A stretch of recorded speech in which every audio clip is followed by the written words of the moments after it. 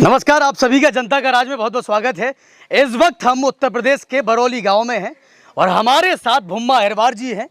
और आप अक्सर देखते होंगे बरसात में टीवी अखबार भर जाते हैं। खबरें क्या होती हैं कि बरसात की वजह से एक झोपड़ी गिरी और उस झोपड़ी में दबकर 4 लोगों की मौत हो गई।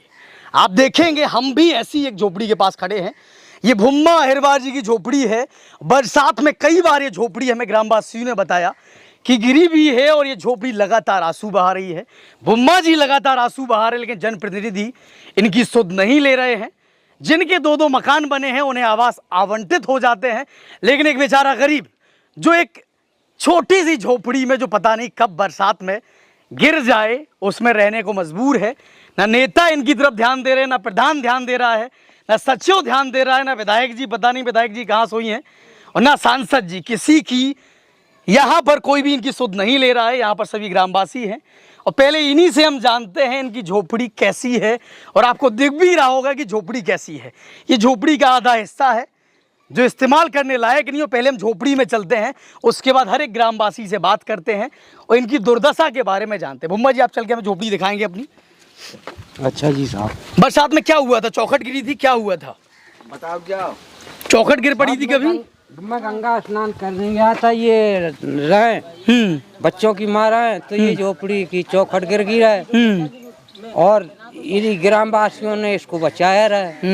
मैं तो यहाँ था नहीं, चौखट गिर गई थी। चलिए अंदर थोड़ा देख लेते हैं और ऑडियंस को भी दिखाते हैं। ऑडियंस से अपील भी करते हैं क्योंकि जनप्रतिनिधि सब सोए हैं और ये भी भुम्मा जी भी आंसू बहा रहे हैं, इनकी झोपड़ी भी आंसू बहा रही है, लेकिन ये जनता से हैं और जनता ही इनकी मदद करेगी।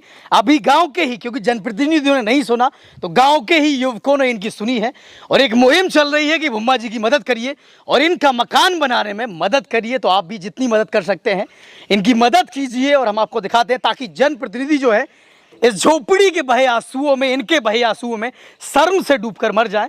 तो हमारी और आपकी जिम्मेदारी है कि हम इस मुहिम को आगे लेके जाएं और भुम्मा जी की इस झोपड़ी को बनाने में मदद करें। तो आइए हम आपको दिखाते हैं इनकी झोपड़ी किस तरीके से रह रहे हैं। ये देखिए, ये इनका चूल्हा होता है और यहाँ पर एक तखत डला हुआ है जहाँ पर ये सोते हैं। ये थोड़ा दिखाइएगा आके। और आगे वहाँ पर होल हो चुका है, पानी वहाँ से आता होगा। ये बताइए, बरसात होती यहाँ भी पानी छूता होगा? हाँ जी साहब, यहाँ भी पानी छूता है, आगे भी पानी छूता है, चारों तरफ पानी है। गश्ती भी, आटा वाटा भी गीला हो जाता होगा?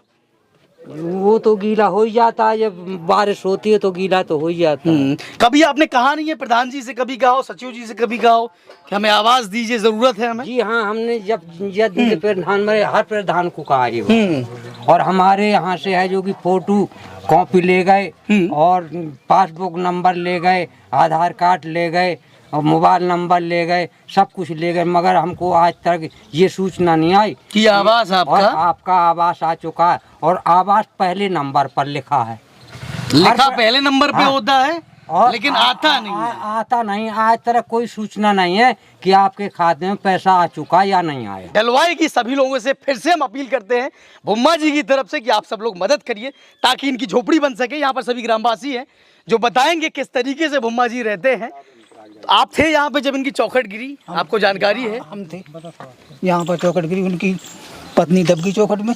यहाँ सब लोग बैठे हुए, उन्होंने सबने निकाला उसको। चौखट में दब चुकी थी उनकी पत्नी। ये बताइए, आप लोगों ने भी कभी प्रधान को कहा नहीं कि भैया उन्हें कुछ नहीं है, आवाज दिलाओ? हमने कहा, सबने भी कहा, प्रधान ने सुनी नहीं। ये है जरूरी है मकान, इसको जरूरी है मकान, सुनी नहीं इसकी बात। सब नहीं सुनते हैं, नहीं सुनते हैं, ना विधायक सुनते ना सब, कोई जनप्रतिनिधि नहीं सुनता है। कह देते हैं बनवा देंगे, कोई बनवाता भी नहीं। हाँ, चेक एक कर ले तो चलिए, ऐसे जनप्रतिनिधियों को शर्म से डूबकर मर जाना चाहिए और ये शर्म से डूब के तब मरेंगे जब इनका काम जनता करेगी और हम सब मिलकर इनके सर पर छत डलाएंगे। तो आपसे उम्मीद है कि आप इनकी मदद करेंगे। उम्मीद है हमें कि जल्द ही इनके सिर पर छत होगी। और जैसा कि हमने सुना है कि हर एक प्रधान आवास अगर देता है तो कुछ ना कुछ घूस लेता है। वो 20,000 हो सकती है, वो 50,000 हो सकती है। तो यहाँ पर जनता ये उदाहरण सेट करेगी कि बिना किसी घूस के, बिना किसी तामझाम के इनकी छत डलवाएगी। और ज़्यादा रुपयों की ज़रूरत नहीं है, जितना सरकार आवंटित करती है उतना ही हमें इनके लिए करना है। तो आपसे अपील है, जितना आप कर सकते हैं उतना इनके लिए करिए ताकि ये गरीब के सर पर छत हो और हम खबर पढ़ के अफसोस ना जताएं, ऐसा हो ही ना कि कोई गरीब कि किसी गरीब की झोपड़ी गिरे उससे पहले ही हम उसके सर पर छत डलवा सकें। ये हम सब की जिम्मेदारी है, तो हम सबको आगे आना होगा, इनकी मदद करनी होगी। तो ये बताइए, और ज़मीन वमीन ये कुछ इनके नाम बुम्मा जी के? थोड़ी बहुत है, हल्की फुल्की जमीन है। 2 बीघा 3 बीघा नाम है वो, 2-3 बीघा बंजर पड़ी, वो जुतती नहीं है, बंजर है जमीन। जुताई नहीं हो पाती है उसमें। जुताई नहीं हो पाती, वो बंजर पड़ी हुई है। तो आप सभी भी अपील करते हैं जनता से भी? अरे हम तो खूब करते सब, जनता से भी, प्रधान से भी, सब में डालते, व्हाट्सएप में डाल, इनका मकान सबको भैया बताइए, जनता अभी बहुत सारे लोग, प्रकाश जी आपके गांव के हैं, उन्होंने पोस्ट डाली है, कुछ लोगों ने मदद भी की है, 10-15 लोग हैं जो इनके लिए पैसा जुटा रहे हैं कि इनकी छत डल जाए। तो क्या आप लोग भी थोड़ा बहुत सहयोग करेंगे इनका? कोई बात नहीं है, बिल्कुल करेंगे, सब लोग सहयोग करेंगे। तो चलिए, ये उत्तर प्रदेश के हमीरपुर जिले के बरौली गांव के लोग हैं।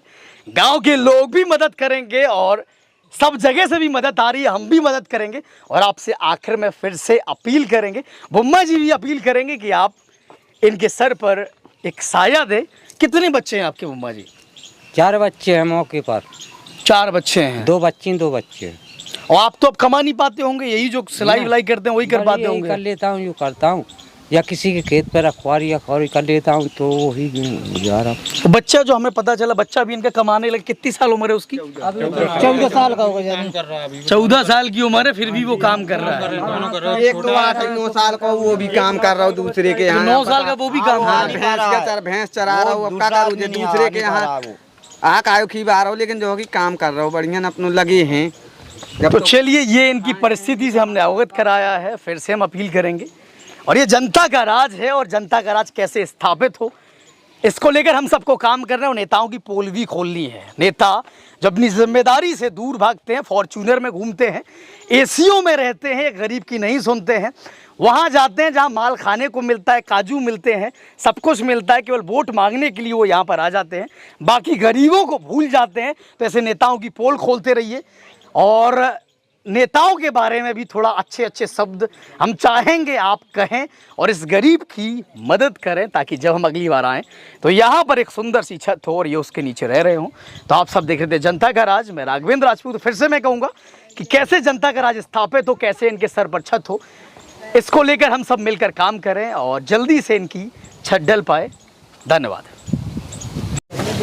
चलिए, एक बिंदु पर और चर्चा करते हैं। आखिर ग्रामवासियों ने इनके बिहाफ पे किस किस को कहा है, कौन कौन से जनप्रतिनिधियों को कहा है, सबसे जानते हैं।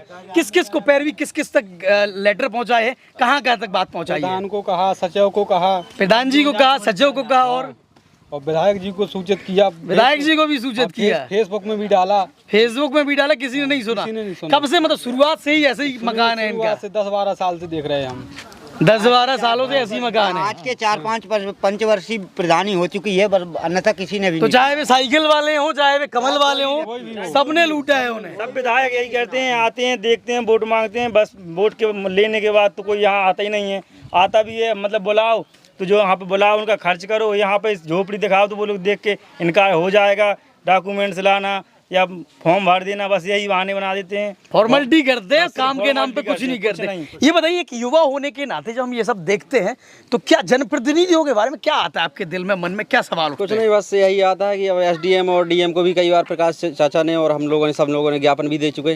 अब एनजीओ के बारे में सोच रहे थे, वही सब मिलके करवा रहे हैं, अब देख रहे हैं। अब तो कहीं ना कहीं ये मन में टीसनी उठती है कि जिन जनप्रतिनिधियों को हम चुन देते हैं, या तो हमारे सिलेक्शन में कमी है कि नेता चुनती उन नेताओं को है जो निकम्मे होते हैं। हाँ, निकम्मे ही कह सकते हैं कि निकम्मे हैं, एक तरह के बिल्कुल अंधे हैं, दिख नहीं रहा। तो क्या आगे से ऐसा बदलाव आएगा कि राजनीति में जब हम वोट डालने जाएंगे बिल्कुल तो इन चीजों का ध्यान देंगे? बदलाव बहुत जरूरी है, करना चाहिए, जनता को सबको सोचना चाहिए, सब जनता को बदलाव करना चाहिए।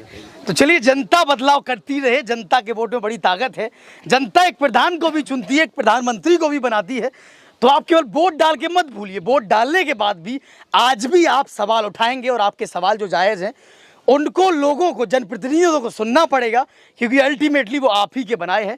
तो सवाल लगातार उठाते रहिए, और हम जो युवा वर्ग है उनसे खास तौर पर ये अपील करेंगे कि आपके सवालों से ये भारत देश बदलेगा, इस भारत देश की तस्वीर बदलेगी, और ये झोपड़ी जो है, यहाँ पर झोपड़ी हट के यहाँ पर एक छत डलेगी। तो आप लोग आवाज़ उठाते रहिए और जनप्रतिनिधियों की पोल खोलते रहिए। नेताओं आप सोते रहो, नेताओं आप सोते रहो, नेताओं आप सोते रहो, नेताओं आप सोते रहो।